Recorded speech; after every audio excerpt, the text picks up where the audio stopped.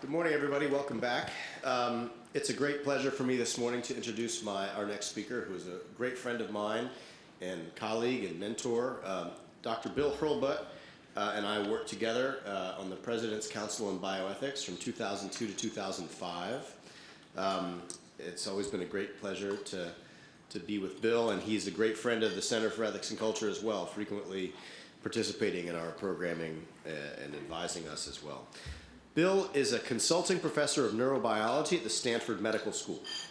After receiving his undergraduate and medical training at Stanford University, he completed postdoctoral studies in theology and medical ethics, studying with Robert Hamerton Kelly, the dean of the chapel at Stanford, and subsequently with the Reverend Louis Bouillet at the Institut Catholique de Paris.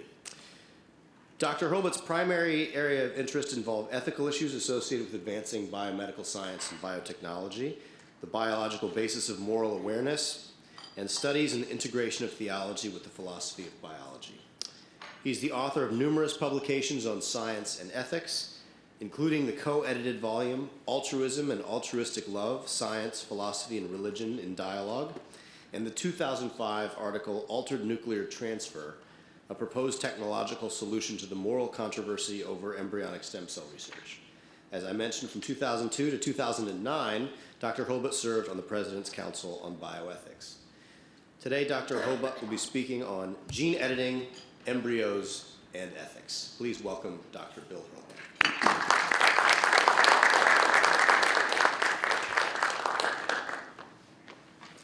Thanks, Carter. It's great to be back here at Notre Dame. It's my favorite place to speak, bar none. And I see since we're starting late, I'm decided to make my talk extra long in honor of Gil Meilander.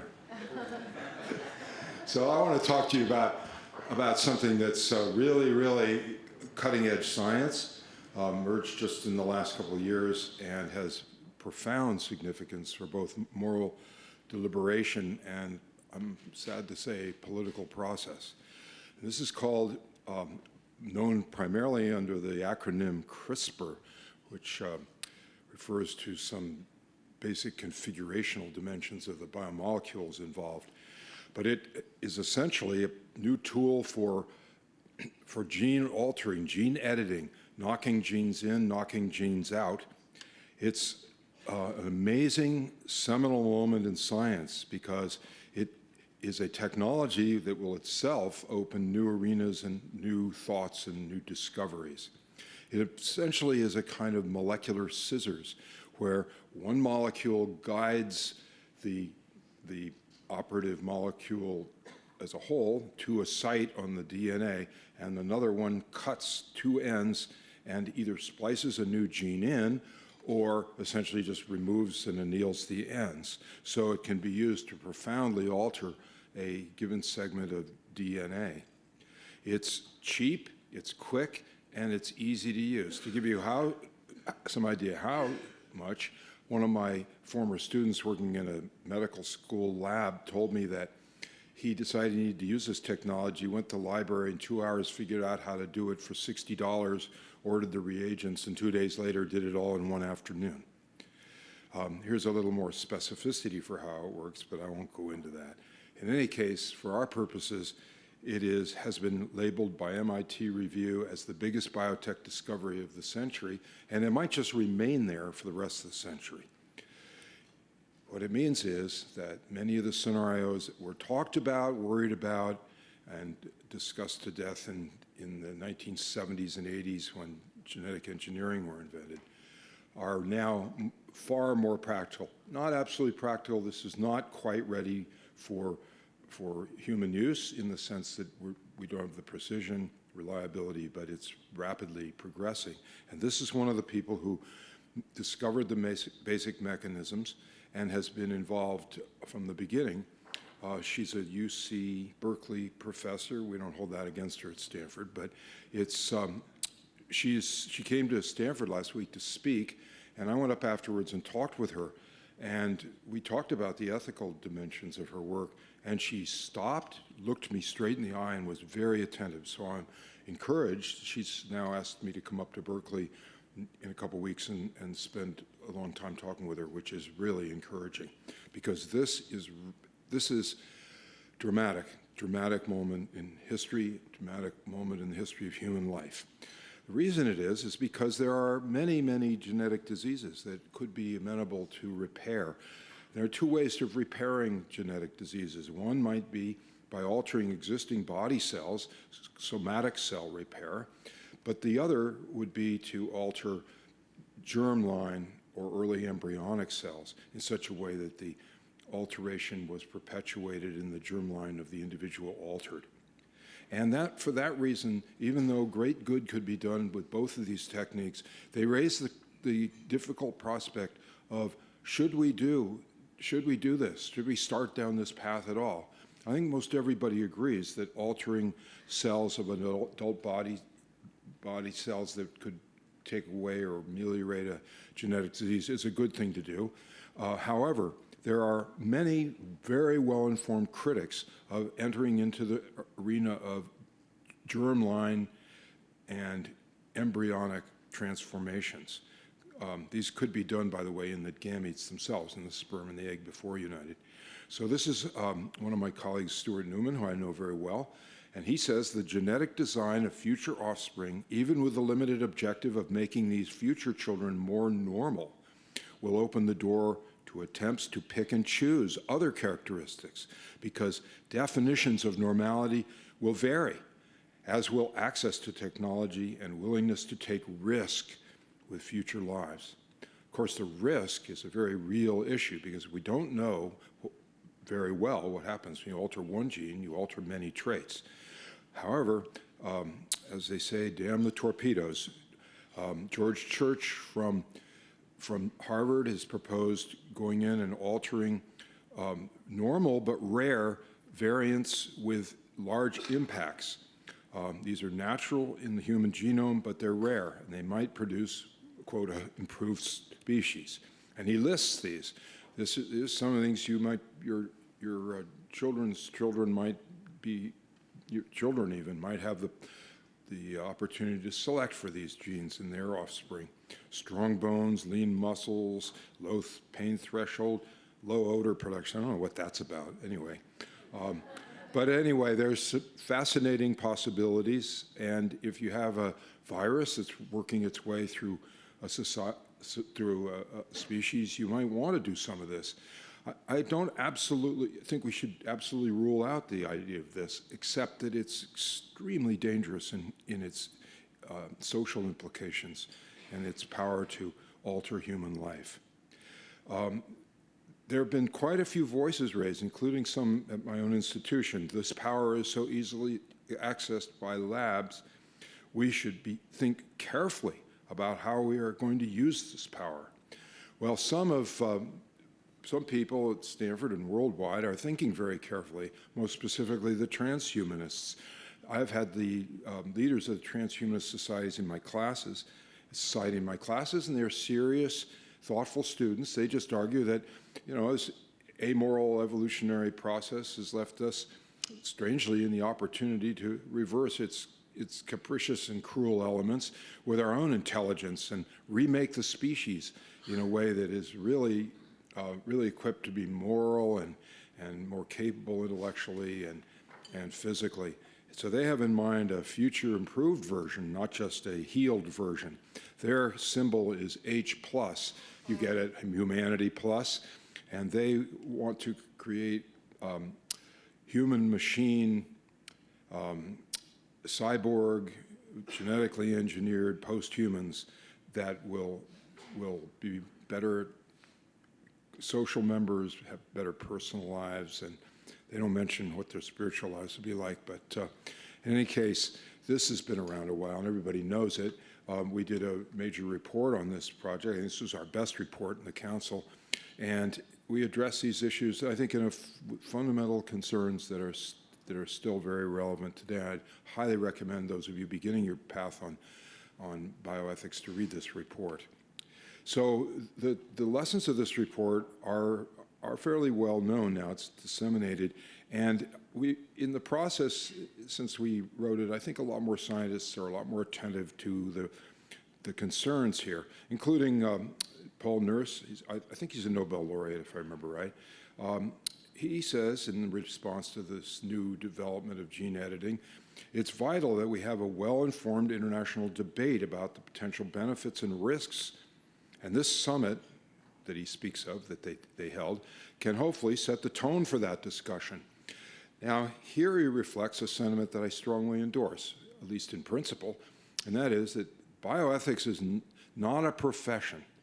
Bioethics is a conversation. It's a conversation we need to include members of different countries and cultures and different diverse perspectives from all of human life. In other words, these are so profound that these are issues for the whole human family. So this summit that he mentions actually did take place in December 2015. And at the National Academy of Science in Washington, they held an august and formal deliberations on this technology. And it was billed as an international summit. But who did they invite? The Chinese Academy of Science and members of the establishment from the UK, both countries where there is widespread and to American perspectives, moderately aggressive bioethics with regard to embryo engineering. They, for example, endorsed this 3-parent embryo, so-called. Well, that raises very interesting questions because those in science, even a minimal amount of science, can see the implications of this technology. Here's a quote from my colleague Paul Berg and David Baltimore's another institution.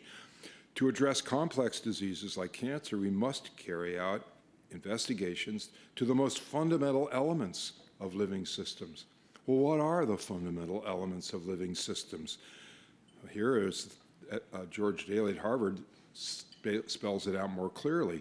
Gene editing could be used to engineer specific disease-related mutations in embryos, which could then be used to produce embryonic stem cells that could act as models for testing drugs and other interventions for disease. George Daly's a smart guy, and he's right. Absolutely he's right from a purely scientific perspective. Scientists would like to do with human embryos what they've done for the last 3-4 decades with mouse embryos. Knock a gene in, knock a gene out, see what happens. They'd even like to make standard batches of embryos and see if alter them a little bit at a time. However, there's some attentiveness to the meaning of this too. This gentleman says, this creates opportunities for scientists in any part of the world to do any kind of experiment they want. You know, it's just going to be very hard to monitor because it's so easy to do and can be done in the, at 4 a.m. So yes, he's already prescient because a little while later, it became evident that this is happening in China. 4 different groups at that point were known to be working on gene editing. And soon after that, a paper came out, Chinese scientists genetically modify human embryos.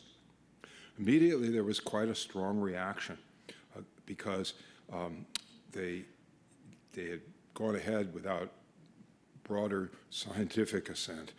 But the problem is, it's not just scientific assent we need, it's the whole social, moral deliberation that needs to take place.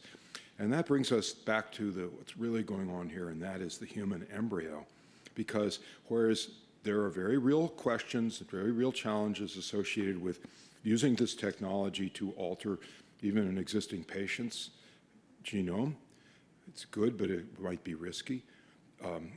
It might even alter the person in some ways that are ethically significant. However, there are also very serious issues about germline interventions. Very serious issues, as I said, can go on to genetically engineering supernormals, enhancements and stuff. But practically speaking, this is going to distill down into a very bitter and difficult debate over the moral status of the human embryo. We're right back to the start, and Carter and I realized very clearly back then that this was the beginning of an era. It wasn't the issue was not just embryonic stem cells. The reason this is because for all of the 20th century, we gained the technologies to culture cells outside of the body. That didn't even exist 150 years ago. Now we can culture cells. We can even join gametes and make a human embryo outside of the body, in vitro fertilization. In the 20th century, culminated with a sequencing of the human genome, and that basically supplied us with insight into the basic molecules. But the really interesting stuff in science is to figure out how those basic molecules are knit together to produce a living human organism. That means, as we crossed into the 21st century, we entered the era of developmental biology. And stem cells were just the first shot across the bow that would tell us what kind of ethical challenges we were entering in, because henceforth, science done on human embryos could be argued to be important for the projects of science and medicine, with many, many benefits. And I don't doubt the benefits. It's just that there are moral questions involved. What is the status and meaning of this capacity? Obviously, we get to the very root, the trunk of the tree, so to speak, before the branches come off. We can understand, manipulate basic tissues. But in this case, with CRISPR, we can knock genes in, knock genes out, see what they do, and understand normal human development, but also pathological development. And so it's a very profound and challenging technology for which there'll be great arguments for going ahead and doing what seems a little edgy morally, but for the great human benefit as a whole. Of course, that was the same issue as going on with embryonic stem cells, and it was a very bitter issue. This is my own alumni magazine, caricaturing it as religion versus noble science, and religion often reduced to negative statements about evangelical Christians and those awful Catholics who get in the way of these projects. One pro-life scientist, Teresa Dicer, said, admitted it's very difficult to get passionately and morally protective of what physically is truly a clump of cells, but that is a human being. Scientifically, you can't debate that, and I agree with her. This has a long history, but interestingly, our nation already has prohibitions against the creation, destruction, or even endangerment of human embryos with federal funds for research. This is encoded in the Dickey-Wicker Amendment, and it was the sticking point during the embryonic stem cell debates. You've got to realize that at the state level, they can fund these projects, and individuals can fund them. In most states, there are few that have rules against it, but federally, you cannot. And so this was a very bitter thing, and I want to take a little extra moment here to show you a video that was run in 2004, when this was a very bitter debate in our society, just to give you a flavor of what is going to come. How come this isn't working? Nope.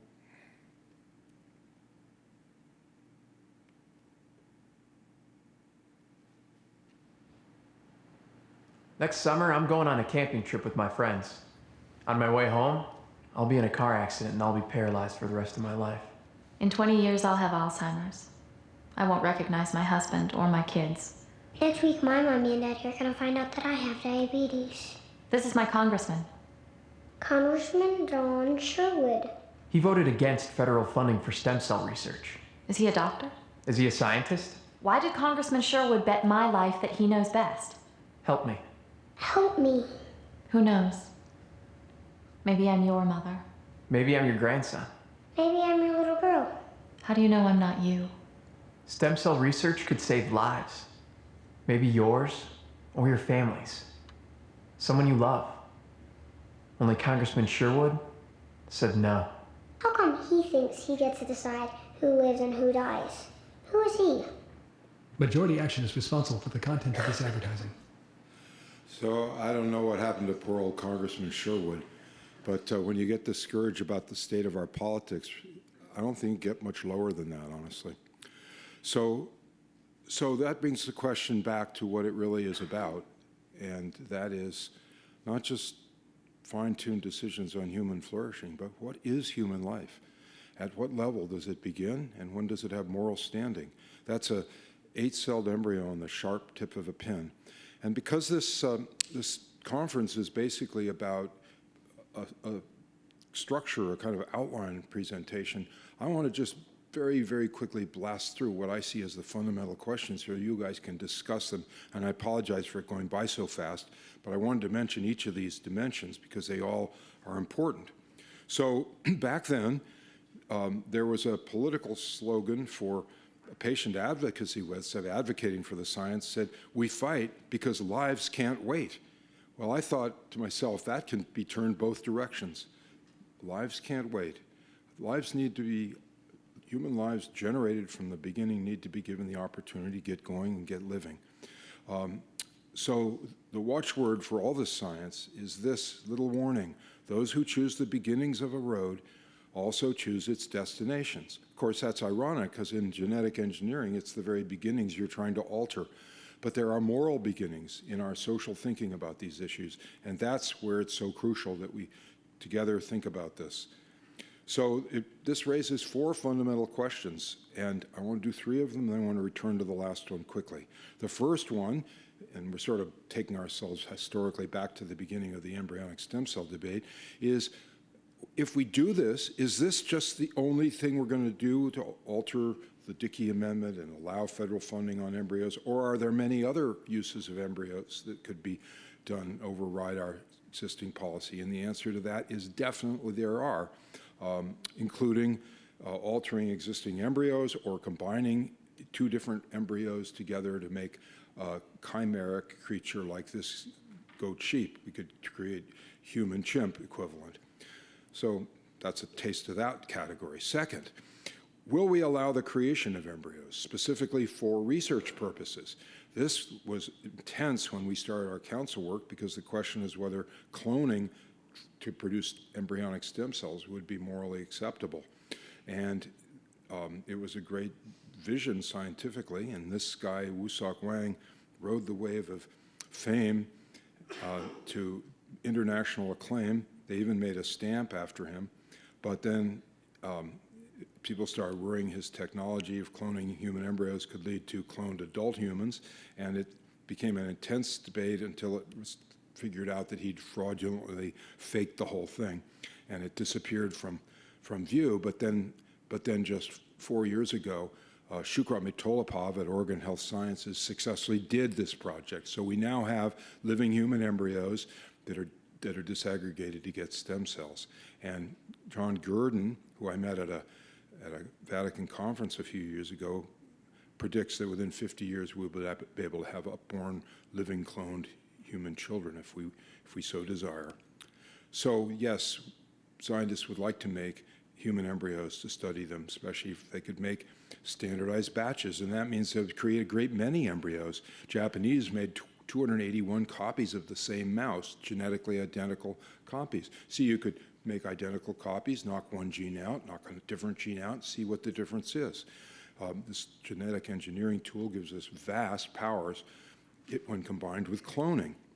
And but then the question is, well, will we be able to get the eggs necessary for that? That's the bottleneck right now. But scientists are making rapid progress in artificially producing eggs, including nurturing those immature eggs that they can obtain from aborted fetuses. And you can get eggs, at least in rodents, from induced pluripotent stem cells, the equivalent of embryonic stem cells. And this is, I want to pause enough to read this because this is a chilling comment. This is by a leading stem cell biologist. He said, today you can't, he said, as long as you have gametes, you could make as many embryos as you want. Today you can't experiment on embryos because it's considered morally repugnant. And they're difficult to get. But if embryos could be grown in culture like any other cell line, this problem would disappear. They'd become like any other type of cell line. They would become objects, and they would be used as objects. He says, at first, we may have moral qualms.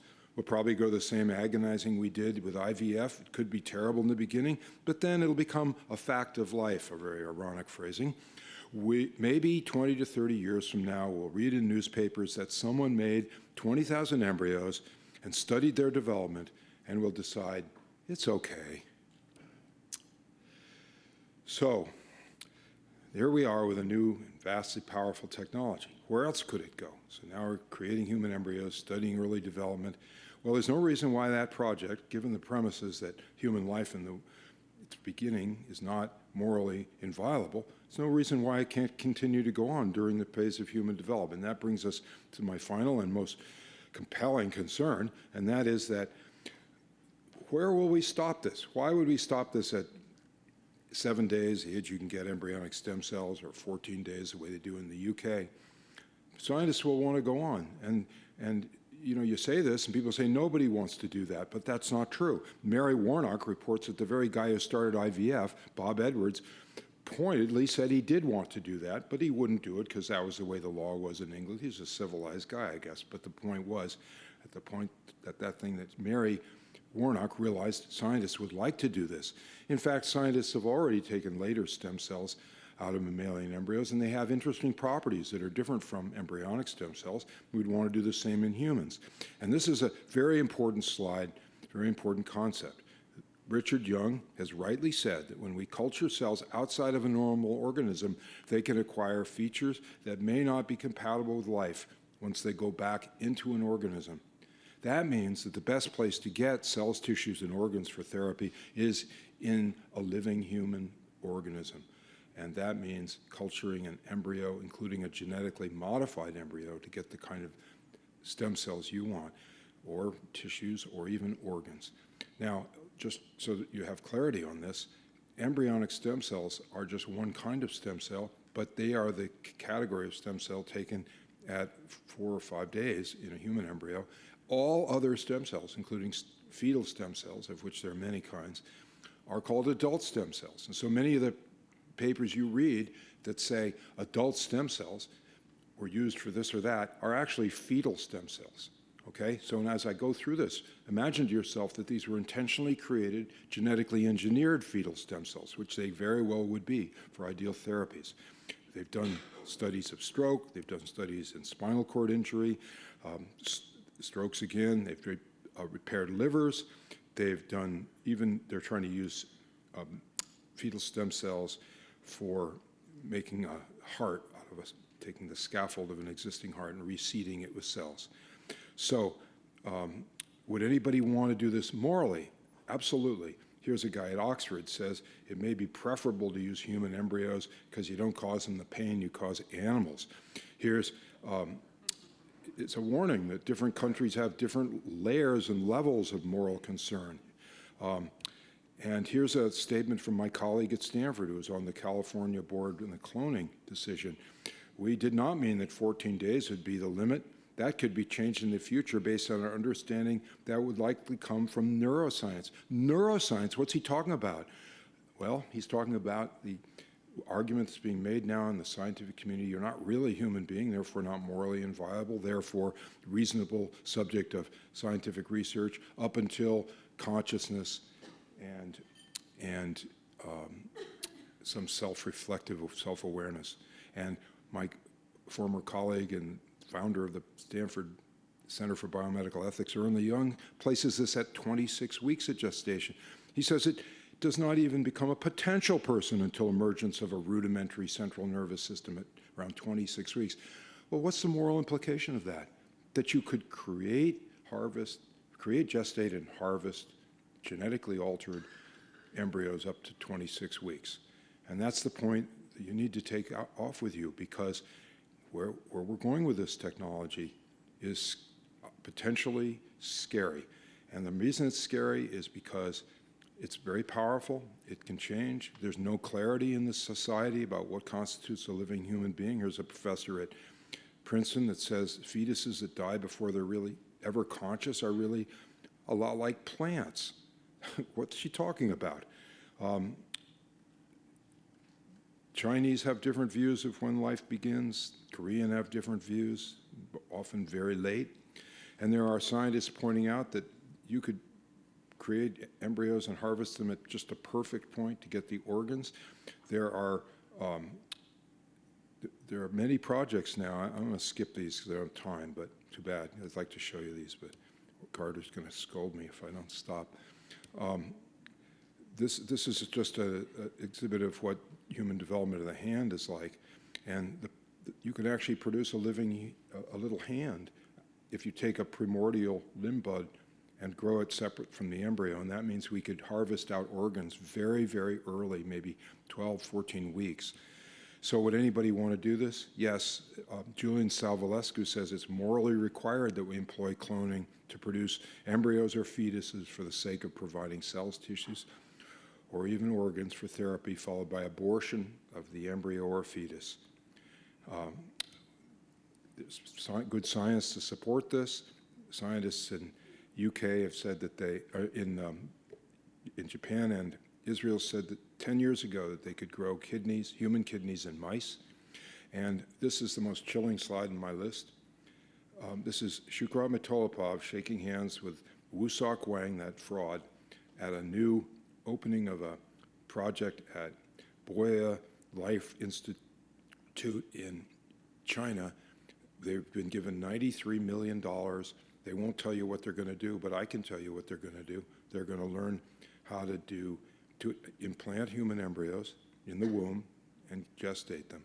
And they're going to learn how to alter them such a way that they can harvest them and transplant them into adult human beings. It's chilling.